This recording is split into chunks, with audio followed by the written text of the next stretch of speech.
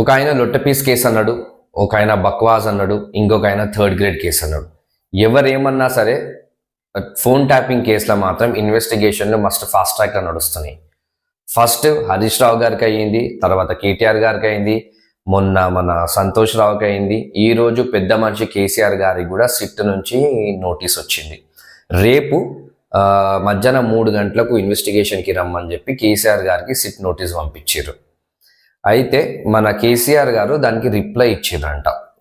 ఇది మన municipal elections అవుతున్నాయి కాబట్టి దాంట్లో నామినేషన్స్లలో బిజీ ఉన్నా, నేను రాలేను, రేపు కాకుండా ఆ తర్వాత ఏ రోజైనా సరే నేను ఇన్వెస్టిగేషన్కి సహకరిస్తా, కాకపోతే ఇన్వెస్టిగేషన్ వచ్చి నా ఫామ్ హౌస్లోనే చెయ్యండి, ఎందుకంటే నాకు 65 ఏళ్ళ కన్నా ఎక్కువ ఉన్నాయి, నేను రాలేను, మీరు ఇక్కడికి వచ్చి ఇన్వెస్టిగేషన్ చెయ్యండి అని చెప్పారంట.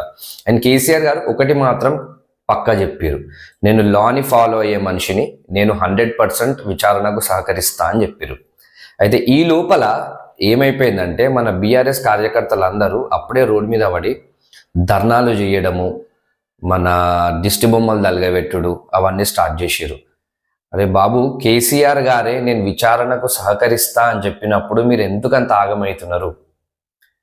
ఒకవేళ ఆయన ఏమన్నా తప్పు చేస్తే ఆయనంత ధైర్యంగా ఉండరు కదా, గవర్నమెంట్ చూసుకుంటుంది అట్లాంటివి ఏమైనా ఉంటే. ఆయన తప్పు చేయకపోతే విచారణకు పోయి కడిగిన ముత్యంలాగా బయటకు వస్తారు. మీరెందుకు అంత ఆగమాగం చేసి మొత్తం మామూలు పబ్లిక్కి మొత్తం పరేషాన్ చేస్తున్నారు?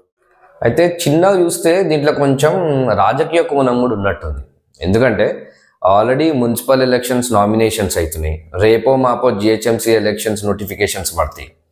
ఇట్లాంటి టైంలో బీఆర్ఎస్ పార్టీ టాప్ 3 లీడర్స్ని పోలీస్ స్టేషన్ చుట్టూ తిప్పి వాళ్ళ క్యాడర్ మీద పెద్ద దెబ్బనే కొట్టారు.